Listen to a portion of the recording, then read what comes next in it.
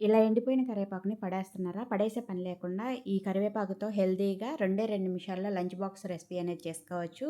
Healthy గూడా చాలా టేస్టీగా కూడా ఉండిద్ది. మరి ఇప్పుడు ఈ రెసిపీ చేసుకోవడానికి ప్యాన్‌లోకి ఒక అర స్పూన్ మినపగుళ్ళు, ఒక అర స్పూన్ పచ్చెనపప్పు, అర స్పూన్ జీలకర్ర, అర స్పూన్ మిరియాలు, ఒక 3 ఎండుమిరపకాయలు, ఒక టేబుల్ స్పూను నువ్వులు వేసుకొని ఒక నిమిషం పాటు ఫ్రై చేసుకోవాలి. ఇలా ఫ్రై అయిన తర్వాత ఇప్పుడు ఎండిపోయిన కరివేపాకును కూడా వేసుకొని ఒక్క నిమిషం పాటు ఫ్రై చేసుకొని పూర్తిగా చల్లారిన తర్వాత మిక్సీ జార్‌లోకి వేసుకొని తగినంత సాల్ట్ వేసుకొని మిక్సీ పట్టుకోవాలి మెత్తగా.